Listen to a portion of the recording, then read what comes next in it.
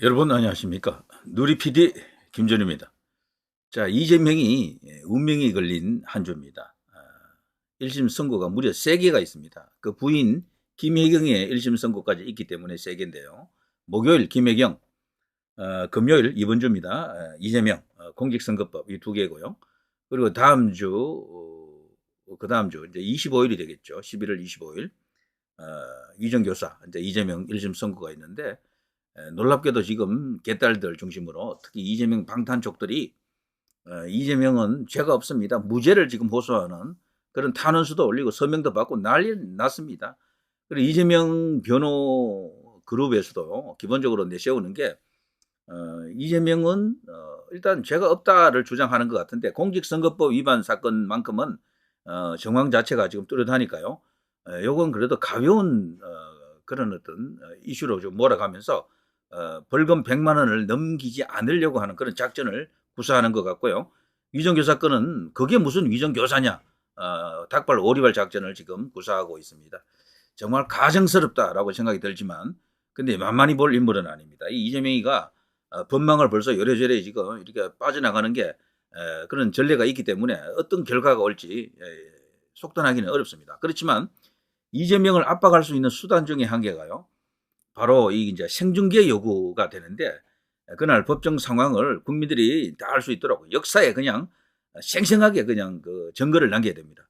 그리고 생중계 요구를 지금 열심히 지금 하고 있는 상황이다. 국민의힘도 다른 건 몰라도 이것만큼은 여기에 화력을 집중하려고 노력하는 것 같아요.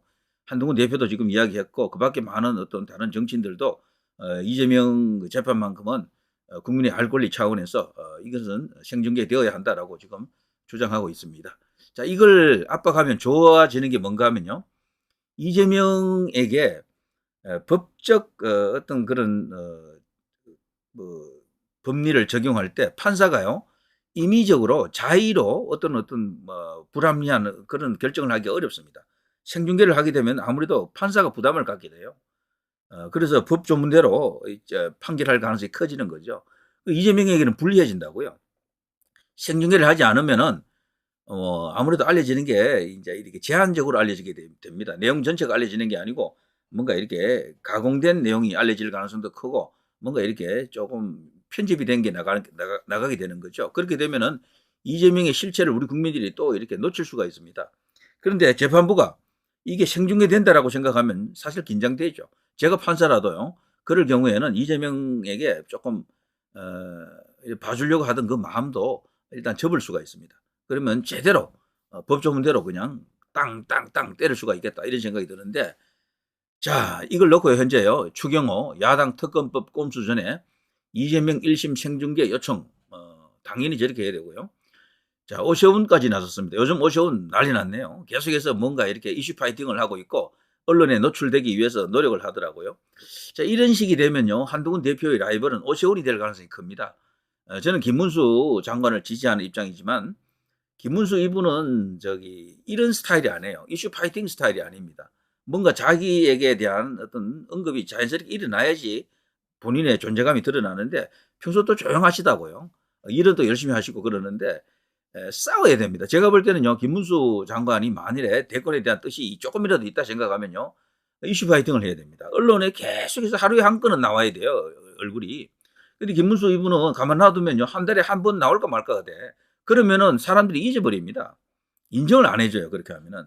그리고 또 문제가 김문수는 장관은 여론조사에 포함이 안 되잖아요. 여론조사에 8명이거든. 좌파 4명, 우파 4명 이런 식인데 여기 보면 고정으로 들어오는 사람이 있습니다. 우파 쪽에서. 한동훈, 오세훈, 홍준표 요 3명은 고정이에요. 고정. 여기에 가끔 보면 이제 원희룡 아니면 안철수, 유승민 이들이 왔다 갔다 하면서 이제 들어오는 거죠. 어떤 경우는 이준석까지도 여기 이제 티오가 되어가지고 그리고 여기 3명 외에 딱 1명이 필요한 거야. 그리고 김문수가 여론조사 들어가려고 하면요 너무도 비좁은 문이에요. 이 중에 누구를 떨어내야 됩니까? 제가 볼 때는 어쨌거나 이 3명은 무조건 상수예요. 무조건 여론조사에 나옵니다. 한동훈, 오세훈, 홍준표 이 3명은. 그리고 딱 한 자리 남아 있는 거야. 그 한 자리를 김문수가 꿰차야 되는데 김문수 장관이 그거 하자면요, 정말 엄청난 어떤 대언론 여러 가지 어떤 계획을 갖고 뭔가 이렇게 활동을 해야 됩니다. 언론에 노출이 계속 되어야 돼요, 일단은. 그래서 김문수에 대한 뭐 가부가 되든 찬반이 되든 이런 논란이 일어나도록 해야 되고요. 그래서 뉴스에 많이 이제 오르내리면 사람들이 김문수라는 이름을 이제 각인시키겠죠, 자기들 내리에. 그러면은 서서히 이제 존재감이 드러나면서 갤럽 같은 데서는 한국 갤럽 여론조사 방식은 미리 사람을 불러주지 않습니다. 귀하께서 생각하시는 차기 대선 주자는 누구입니까라고 그냥 주관식으로 물어버린다고요.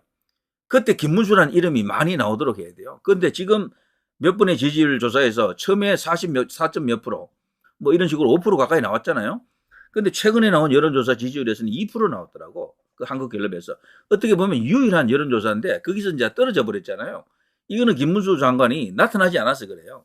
그리고 이제 국회에서 저들과 대거리 하면서 박근혜 대통령이 뇌물죄면 나도 뇌물죄다 그런 말들, 그리고 우리가 일제 강점기 시절에 그 역사관 자체를 놓고 저들과 막 붙었을 때 이때는요 김문수란 이름이 많이 언급이 됐죠. 당연히 우파들이 결집합니다, 김문수 쪽으로. 근데 그 후에 김문수가 사라졌어요. 뭐 그게 한 달도 넘었습니다. 뉴스에 나오지도 않아. 그리고 지난번 그 국정감사 기간에는 저들이 아예 김문수 장관을 부르지도 않았습니다. 당신이 사과하지 않으면은 과거 일제 시절에 그때 이제 국정 논란이 있었잖아요. 그거에 대해서 당신 생각을 철회하고 사과하지 않으면 국감에서 당신을 부르지 않겠다. 사실 국감에서 부르지 않으면 장관은 피나고 좋죠, 뭐 솔직히. 그런데도 저들이 그렇게까지 하면서 김문수를 밀어낸 겁니다. 김문수를 부르니까 이게 싸움이 일어나고, 이 싸우니까 김문수가 뜨거든. 근데 김문수가 만일에 떠버리면요, 이재명이 곤란해져요.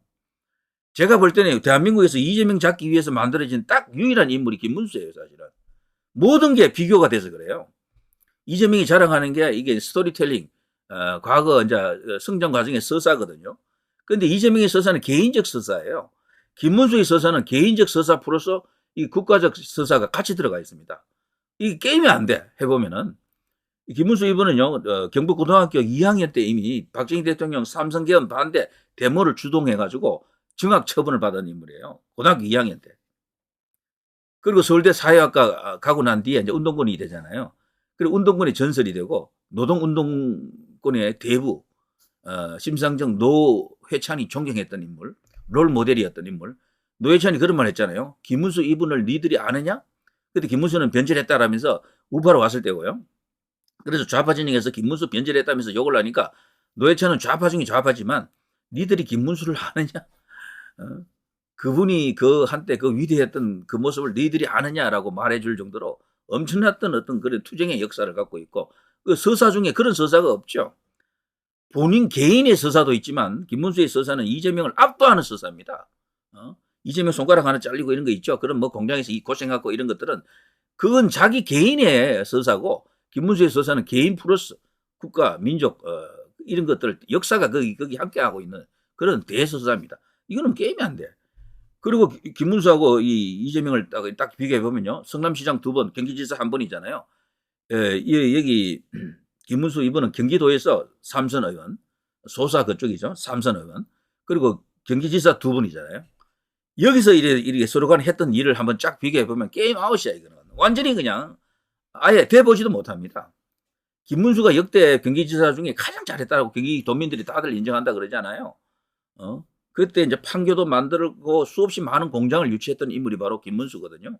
그 때문에 다른 광역 자치단체에서는 난리 났습니다. 김문수 때문에 죽는다고, 뭐 그냥 공장이 다 경기도로 빨려 들어간다고.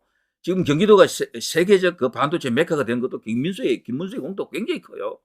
그리고 그 경기도가 지금 인구가 1,400만이 넘었잖아요. 서울은 1,000만이 넘었던 인구가 지금 900만 조금 넘는 상태. 지금 경기도하고 서울은 위상 차이가 큽니다. 서울은 900만 조금 넘고 경기도는 1,400만이 넘었다고 500만 차이가 났어요. 그리고 대한민국에서 최고 광역단체는 서울이 아니에요. 경기도입니다, 경기도. 경기도는 너무 커요. 거기서 도지사를 2번이나 했다. 어마어마한 잠재력입니다, 이거. 이재명을 압도할 수가 있습니다. 그리고 또 이재명 하나를 또 박살낼 수 있는 게 청렴성입니다. 이재명은 뭐 성남시장, 경기지사 하면서 저질러 놓은 그 엄청난 어떤 범죄 혐의 보십시오.